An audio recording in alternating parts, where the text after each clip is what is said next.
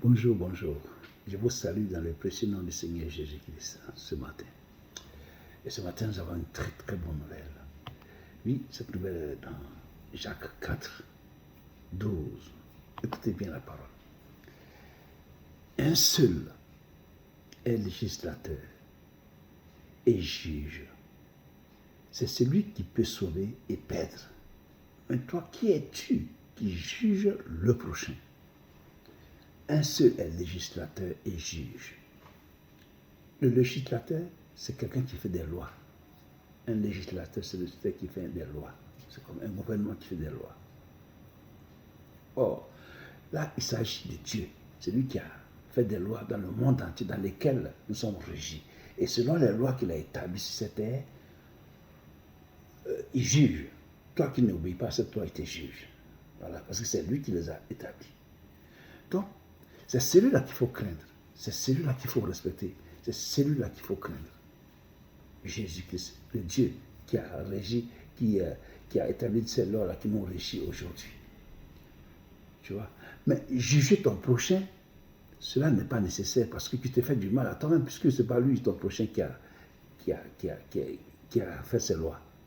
C'est Dieu qui a fait ces lois.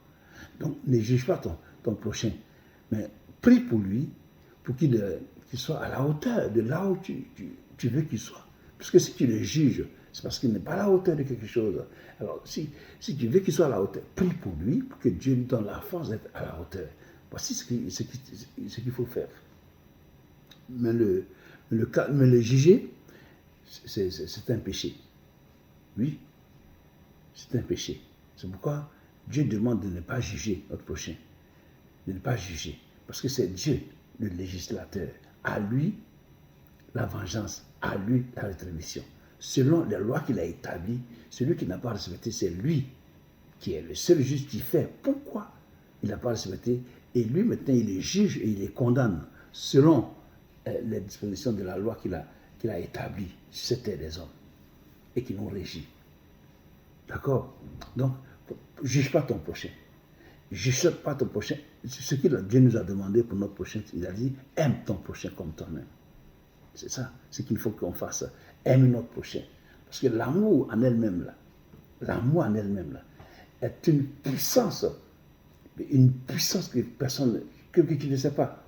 L'amour, quand tu aimes ton prochain, même quand il te fait du mal, que tu lui montres de l'amour, mais c'est une puissance, c'est des charbons de feu que tu mets sur sa tête. Tu comprends? Parce que quelqu'un t'a fait du mal, que tu n'as pas réagi, tu t'es pas vengé, c'est-à-dire que tu as laissé la vengeance au législateur. Donc, à Jésus-Christ, à Dieu, ça veut dire que tu es béni. D'accord? Tu es béni. Maintenant, le Seigneur Jésus, quand il est venu, il a dit ceci.